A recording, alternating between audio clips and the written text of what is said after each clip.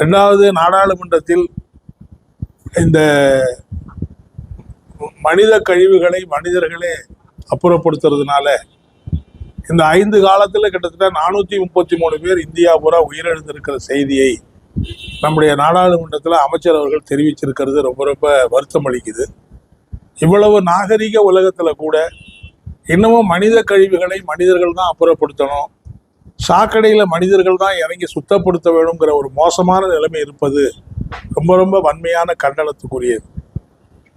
அதாவது நம்ம இந்தியா உலகத்தில் நாங்கள் தான் முந்தி இருக்கிறோம் அப்படின்னு சொல்லக்கூடிய நாட்டில் பூனேவுக்கும் மும்பாய்க்கும் இடையில புல்லட் ட்ரெயின் விடுவதற்கான ஏற்பாடுகள்லாம் பண்ணிட்டு இருக்கிற இந்த சூழ்நிலையில் கழிவுகளை சுத்தம் செய்வதற்கு மனிதர்களை தான் பயன்படுத்தணும், இயந்திரங்களை வாங்கறதுக்கு அமைச்சர் பதில் சொல்லிருக்கிறார். அங்கே இருக்கிற பேரூராட்சிகளில், நகராட்சிகளில், பல ஊராட்சிகளில் இதையெல்லாம் வாங்குவதற்கான போதிய பணம் இல்லாததுனால இந்த கருவிகள் வாங்குவதற்கு பணம் இல்லைன்னு சொல்லுவது சுத்த அயோக்கியத்தனம் என்பதை நான் சுட்டிக்காட்ட விரும்புகிறேன். ஏன் மத்திய அரசு இது எல்லா ஊராட்சி அமைப்புகளுக்கும் உள்ளாட்சி அமைப்புகளுக்கும் இதை வாங்குவதற்கான பணத்தை ஒதுக்கி அதை ஏன் செய்யக்கூடாது என்பது ஒன்று. ரெண்டாவது, ஏற்கனவே இந்த தொழிலில் இருந்தவங்களுக்கு ஒரு மாற்று வேலையை நீங்கள் கொடுக்கல. அப்போ திரும்ப திரும்ப அந்த ஜனங்க அதுக்கு தான் போக வேண்டிய கட்டாயம் ஏற்படுது. வெறும் இதை சட்டத்தின் மூலம் தடை பண்ணிட்டதுனால மட்டுமே இது தடை ஆகிடாது. அப்போ அதில் அந்த தொழிலை நம்பி இருக்கக்கூடிய இளைஞர்கள் குடும்பங்களுக்கு மாற்று வேலை என்பதற்கான உத்தரவாதத்தை செய்யாமல் எந்திரங்களே வந்தால் கூட அவங்க அந்த வேலைக்கு தான் அவங்க போக வேண்டிய நிலைமை என்பது ஏற்படும். எனவே அதுக்கு ஏற்கனவே சட்டத்தில் இடம் இருக்கு, உரிய கணக்கெடுப்பு நடத்தி அவங்களுக்கு மாற்று வேலை கொடுக்கணும் என்பதெல்லாம் சொல்லப்பட்டிருக்கு. ஆனால் இதையெல்லாம் நடத்தாமல் இருக்கிறதுங்கிறது கொஞ்சம் கூட நியாயம் இல்லை. அதை உடனடியாக நடத்துவதற்கு முயற்சி பண்ணணும். தமிழ்நாட்டிலேயாவது தமிழக அரசு இந்த மாதிரி கழிவுநீர் தொட்டிகளை சுத்தப்படுத்துவதோ அல்லது குடிநீர் செப்டிக் டேங்கை கிளீன் பண்ணுறது, குடிநீர் பண்ணுறது, சுத்தப்படுத்துவது, இதுக்கெல்லாம் முழுக்க முழுக்க எந்திரங்களை பயன்படுத்த வேணும். அதுக்கான தமிழக அரசு நடவடிக்கை எடுக்க வேண்டும் என்றும் நான் இந்த நேரத்தில் கேட்டுக்க விரும்புகிறேன். அதே மாதிரி இப்போ இந்த ஆண்டு பார்த்தீங்கன்னா ஆரம்பத்தில் மேட்டூரில் கர்நாடக அரசாங்கம் தண்ணி கொடுக்க மறுத்தாங்க. கிடைக்கிற தண்ணியில நம்ம கொடுக்க வேண்டிய பங்கை கொடுங்கன்னு கேட்டால் அதையே கொடுக்க மாட்டேன்னு சொல்லிட்டாங்க.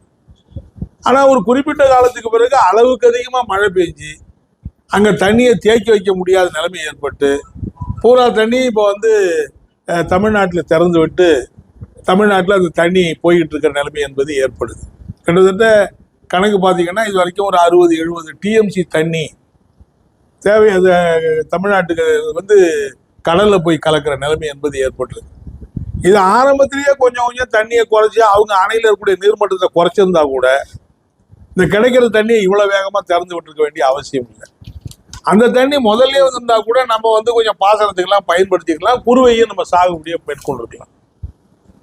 ஆனால் கர்நாடக அரசாங்கத்துடைய தவறு, இன்னைக்கு கிடைக்க வேண்டிய அந்த தண்ணி ரொம்ப விலை மதிப்பற்ற அந்த தண்ணி கடலில் போய் கலக்கக்கூடிய நிலைமை என்பது ஏற்படுது. அப்படிங்கிறத நான் ரொம்ப ஆழ்ந்த வருத்தத்தோடு சுட்டி காட்ட விரும்புகிறேன். கூடுதலாக நான் சொல்ல விரும்புறது, இந்த மாதிரி சில ஆண்டுகளில் உபரியாக கிடைக்கக்கூடிய தண்ணி அனாவசியமாக போய் கடலில் கலப்பதை அனுமதிக்க கூடாது. ஏற்கனவே தான் நாங்கள் உபரி நீரை ஒகேனக்கல் அந்த நீர் திட்டத்தை செயல்படுத்தணும், நீரேற்று திட்டத்தை செயல்படுத்தணும். அதன் மூலம் தருமபுரி மாவட்டத்தில் இருக்கிற வறண்டு போய் கிடக்கிற தருமபுரி மாவட்டத்தில் இருக்கிற ஏரி குளங்களை எல்லாம் நிரப்புவதற்கும் நிலத்தடி நீரை உயர்த்துவதற்கும் பயன்படும். அப்போ இந்த திட்டத்தை எல்லாம் செயல்படுத்தி இருந்தாக்கா இன்னைக்கு இவ்வளவு தண்ணி போய் கடலில் கலக்க வேண்டிய அவசியம் கிடையாது. ஸோ தருமபுரி மாவட்டத்துக்கு அந்த வளம் சேர்க்கக்கூடிய முறையில் இந்த ஏரி குளங்களை நிரப்பிக் கொள்வதற்கு காவிரியில் உபரியாக கிடைக்கக்கூடிய தண்ணீரை வீணா போய் கடலில் கலந்து வீணாகிறதுக்கு பதிலாக இந்த மாவட்டத்துக்கு திருப்பி விடணும். அதன் மூலம் அந்த மாவட்ட மக்களுக்கு பயன்பெறணும். அதே மாதிரி காவிரி குண்டாறு இணைப்பு திட்டம்ங்கிறதும் இன்னும் நீண்ட காலமாக அப்படியே அது ரொம்ப ஆம வேகத்தில் நடக்குது. ஸோ இந்த மாதிரி திட்டங்களை செயல்படுத்தி கிடைக்கிற தண்ணீரை முறையாக பயன்படுத்துவதற்கான ஏற்பாடு பண்ண வேண்டும் என்று இந்த நேரத்தில் நான் கேட்டுக்க விரும்புகிறேன். நான் என்ன கேட்குறேன்னா, நான் அன்புமணிக்கிட்ட என்ன கேட்க விரும்புகிறேன்னா, அப்படின்னா இந்தியாவில் இருக்கிற இந்தியா பட்ஜெட்டு இந்தியாவில் இருக்கிற எந்த மாநிலத்து பேரையும் நீங்க சொல்லாம தான் பட்ஜெட் போட்டிருக்கீங்களா? எல்லா மாநிலத்து பட்ஜெட்டு தானே அவரு கூட்டணி கட்சி பேர் சொல்றாங்க, வேறு பல மாநிலங்களை சொல்றாங்கல்ல. ஏன் தமிழ்நாட்டு பேரை சொல்லுங்கிற கேள்விக்கு அவர் என்ன பதில் சொல்ல போறாரு? எனவே அன்புமணி தமிழ்நாட்டினுடைய நலனை பிரதிநிதித்துவதாக பாட்டாளி மக்கள் கட்சி இருக்கணுமே தவிர பாஜகவினுடைய ஊதுகுழலா பாமக இருக்கக்கூடாது.